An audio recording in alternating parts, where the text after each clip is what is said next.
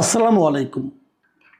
প্রিয় দর্শক, জুলাই সনদ বাস্তবায়ন নিয়ে জুলাই সনদ যেটা নিয়ে আমাদের একটা গণভোট হচ্ছে, যে গণভোটের প্রয়োজনীয়তা এবং গণভোটের নিয়ে নানা রকম প্রশ্ন উঠেছে এবং গণভোট হা ভোট দেওয়ার জন্য সরকার বেআইনিভাবে হার পক্ষে প্রচারণা চালাচ্ছেন। বেশ কিছুদিন চালানোর পর নির্বাচন কমিশন থেকে বলা হয়েছে যে আপনারা এই ধরনের প্রচারণা চালাতে পারেন না, এটা বেআইনি কাজ। এবং কেবল বেআইনি না, দণ্ডনীয় অপরাধ। যত সরকারি কর্মচারী কর্মকর্তা এর পক্ষে প্রচারণা চালিয়েছেন তারা সবাই দণ্ডনীয় অপরাধ করেছেন। এবং আমি মনে করি এই সরকারি কর্মচারী কর্মকর্তাদের দণ্ডনীয় অপরাধ করার ক্ষেত্রে যে বা যারা প্ররোচনা দিয়েছেন, তিনি উপদেষ্টাই হন আর প্রধান উপদেষ্টার বিশেষ সহকারী হন, তাদের সবাইকে আইনের আওতায় আনা উচিত। এটা হলো আমার প্রথম কথা। আরেকটা বিষয় নিয়ে একটা সন্দেহ হয়েছিল। সেই সন্দেহটা হচ্ছে যে যেদিন 12 তারিখে যদি নির্বাচন হয়ে যায়, যারা নির্বাচিত হচ্ছেন সংসদ সদস্য হিসাবে, তারপরেই কি এই অন্তর্বর্তীকালীন সরকারের অবসান ঘটবে? আমি মনে করি ঘটবে, কিন্তু তারপরেও বিভিন্ন জায়গায় আমি দু একটা অনেকের কমেন্ট পড়েছিলাম যে তাহলে 180 দিনের মধ্যে এই যদি হা ভোট বিজয়ী হয়, তাহলে 180 দিনের মধ্যে যে জুলাই জাতীয় সনদ সংবিধান সংস্কার বাস্তবায়ন করতে হবে, যে বাধ্যবাধকতা দেওয়া হয়েছে, সেই বাধ্যবাধকতা যদি পালন না হয় অথবা যে সময়টা পালন হবে সেই সময় সরকারে কারা থাকবে, তখন কি এই অন্তর্বর্তী সরকারই 14 দিন থাকবে? এই সন্দেহটা কিন্তু অনেকেই করেছিল এবং এই সন্দেহটা আমার কাছেও ছিল, কারণ এই ব্যাপারে স্পষ্ট করে কোথাও কোনো কিছু বলা ছিল না। এই ব্যাপারে দেখলাম আজকে যে সরকারি যে প্রেস উইং আছে প্রধান উপদেষ্টার, তারা একটা ব্যাখ্যা দিয়েছে এবং তাদের ব্যাখ্যাটা এরকম যে যারা সংসদ সদস্য হবেন তারা ওই সময় যারা সংসদ সদস্য হিসেবে থাকবেন এবং তারা একই সঙ্গে সংবিধান বাস্তবায়নের জন্য যে পরিষদটা হবে সেই পরিষদের সদস্য হিসাবে কাজ করবেন, সংবিধান সংস্কার পরিষদ হিসেবে এটার মেম্বার হিসেবে কাজ করবেন। এবং তারা নাকি দুটো শপথ নেবেন। এটা আবার ডক্টর আলী রিয়াজের ফর্মুলা। তারা দুইবার শপথ নেবেন। একবার শপথ নেবেন সংসদ সদস্য হিসেবে, আরেকবার শপথ নেবেন সংবিধান সংস্কার পরিষদের সদস্য হিসাবে।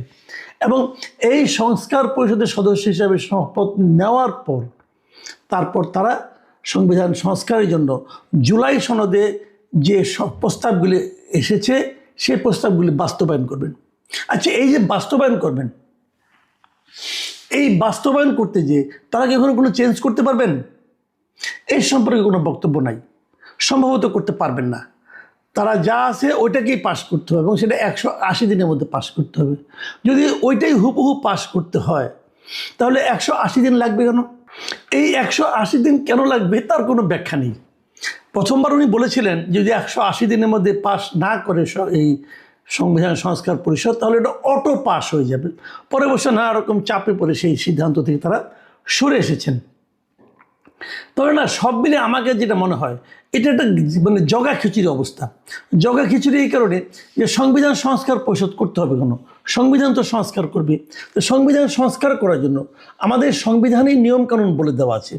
সেই নিয়মটা হলো সংবিধান জাতীয় সংসদের 2/3 সদস্য যদি ভোট দিয়ে কোনো সিদ্ধান্ত নেয় তাহলে তারা সংবিধান করতে পারে। সংবিধানের কোনো বিষয় যেটা সংবিধানে নাই অথবা যোগ করতে হবে অথবা বাতিল করতে হবে, এটা জাতীয় সংসদের 2/3 সদস্য যদি একত্র হয়ে এরকম একটা সিদ্ধান্ত নেয় তাহলে তারাই এই কাজটা করতে পারে। তো যে কাজটা তারা করতে পারে তাদেরকে আবার সংবিধান সংস্কার পরিষদ গঠন করে সেখানে এটা করতে হবে কেন? এটার কোনো ব্যাখ্যা কিন্তু আমি কোথাও পাইনি পর্যন্ত, কিন্তু আলী রিয়াজ সাহেব মনে করেছেন এটা থাকা দরকার, অতএব এটা রয়েছে। এখন প্রশ্নটা হলো অন্য জায়গায়। দেখেন, আমি একটা জিনিস বুঝিই না যে তারা কেন এত ক্যারিকেচার করতেছে। এই জুলাই সনদটা করে এটা জাস্ট দিয়ে দিত, যারা নির্বাচিত হয়ে আসবেন তারাই ঠিক করবেন এই সনদটা তারা রাখবেন কি রাখবেন না, রাখলে কতটুকু রাখবেন কতটুকু রাখবেন না, তারাই তো দিয়ে দিতে পারতো। এটাকে নিয়ে গণভোটেই বা দিতে হবে কেন? দেখেন, এই যে গণভোটটা করা হয়েছে এর জন্য কিন্তু একটা অধ্যাদেশ করতে হয়েছে। অধ্যাদেশটা প্রধান উপদেষ্টার পরামর্শক্রমে রাষ্ট্রপতি একটা অধ্যাদেশ করেছেন। কারণ রাষ্ট্রপতি আসলে কিছু করার নাই, প্রধান উপদেষ্টার পক্ষ থেকে যেটা গিয়েছে এটা অধ্যাদেশ হিসেবে ওনাকে সিগনেচার করতেই হয়, অধ্যাদেশ করেছেন। আচ্ছা, অধ্যাদেশটা কাকে বলে আমি এটা একটু বলতে চাই, মানে এগুলি কতটুকু আইন অনুযায়ী হচ্ছে সেটা নিয়ে আলোচনা করতে যাচ্ছি। অধ্যাদেশ জিনিসটা কি? অধ্যাদেশ জিনিসটা হলো ওইটা আমাদের সংবিধানের 93 নম্বর অনুচ্ছেদে জিনিসটা আছে যে অধ্যাদেশ কাকে বলে। অধ্যাদেশ হলো যদি সংসদ ভেঙে যায় কোনো কারণে অথবা অধিবেশন না থাকে, যদি রাষ্ট্রপতি মনে করে যে এখনই একটা আইন করা দরকার, তাহলে সে আইনটা উনি করতে পারেন। এবং এই যে আইনটা উনি করলেন, এই আইনটা আবার পরবর্তী সময় যখন সংসদ হবে তখন সেটা পাশ করতে হবে, এটাই হলো অধ্যাদেশ।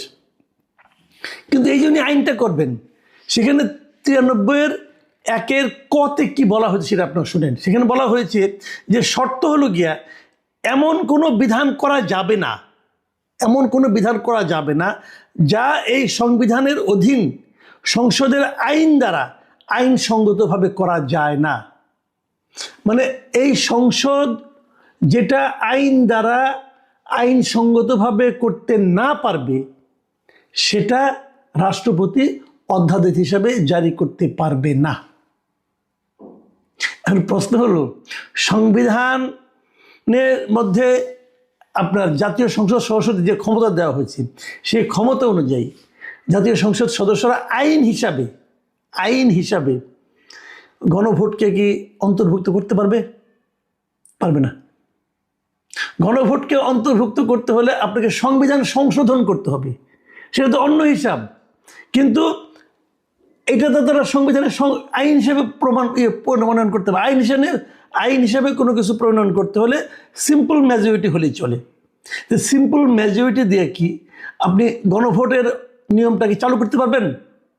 পারবেন না, কারণ গণভোট তো একটা সাংবিধানিক সিদ্ধান্ত, এটা সংবিধানে নাই।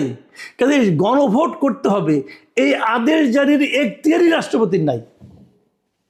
রাষ্ট্রপতি গণভোটের আদেশ দিতেই পারেন না, কিন্তু তাকে যে দেওয়ানো হয়েছে গাইড জোট, জাস্ট গাইড জোট।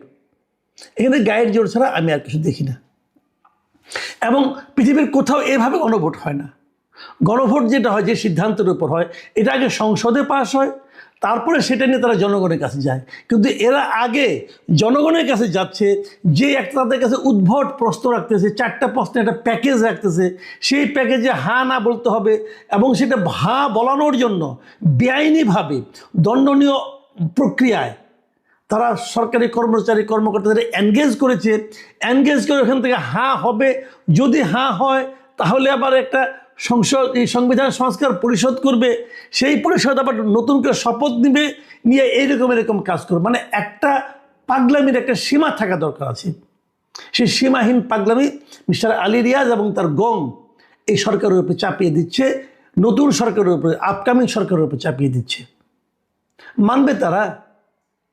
যখন নির্বাচন, আমি একটা জিনিস খালি বলি, যখন নির্বাচনটা হয়ে যাবে তখন নতুন যে সরকারটা আসবে তারা এই সমস্ত মানে মামার বাড়ির আবদার মানবে? যদি না মানে তারা তো বলবে আমরা জনগণের ম্যান্ডেট নিয়ে আসছি, আপনাদের কথা মানবো কেন? মানলাম না। সংস্কার, হ্যাঁ আমরা আমাদের মতো করে সংস্কার করব, আপনাদের সংস্কার আমি করবো কেন? আপনাদের এই সংস্কারতে আমাদের অনেক নোট অফ ডিসেন্ট দেওয়া আছে, কেন করব? আর যদি না ভোট বিজয়ী হয় তাহলে কি হবে ভাই? তাহলে তো আমও গেল, সালাও গেল। এই যে সংস্কার জুলাই সনদ যেটা আছে, এর মধ্যে কি ভালো ভালো কিছু জিনিসপত্র আছে না? আছে, কিন্তু আমার নিজেরও অনেক পছন্দের জিনিসপত্র আছে। তো এটা যদি আপনারা এত জোর জবরদস্তি করে চাপিয়ে না দিয়ে এই জুলাই সনদ যেটা পাশ করেছেন, এই জিনিসটাই নতুন সরকারের হাতে তুলে দিতেন, তাহলে নতুন সরকার ঠিক করতো তারা কোনটা মানবে, কোনটা মানবে না। এবং সেই সরকার কেবল না, এবং ওখানে বিরোধী দলের যারা মেম্বার আছেন সবাই মিলে যেগুলি মানার মতো হতো, সংসদে আলোচনা হওয়ার পর যেটা মানার মতো হতো সেগুলি তারা বাস্তবায়ন করতো, কোনো প্রবলেম তো ছিল না। কিন্তু তা না, আপনারা গর্তমি করছেন, আপনাদেরটাই করতে হবে। আপনারা কে ভাই? আপনারা কে? আপনারা কি এই দেশের প্রতিনিধি? তাও তো না। আলী রিয়াজ সাহেব কে? উনি আমেরিকার একজন নাগরিক। উনি আমাদের শেখাচ্ছেন গণতন্ত্র কীভাবে করতে হবে, উনি আমাদের শেখাচ্ছেন সংবিধান কী হবে। ওনার কথা মতো আমাদের সংবিধান হবে? ডক্টর ইউনূস তাকে পছন্দ করেন, ওনাকে নিয়ে আসছেন, ওনাকে দিয়ে এই সমস্ত আওলা ঝাওলা কাজ করাচ্ছেন। বাট আমাদের দেশের মানুষ কি চায়? আমাদের দেশের মানুষের সঙ্গে ওদের কোনো যোগাযোগ আছে? আমাদের দেশের মানুষকে তারা তো মনে করে যে আমরা হলাম জালিয়াতির এক একজন শিল্পী, আমরা জালিয়াতির কারখানায় বসে আছি।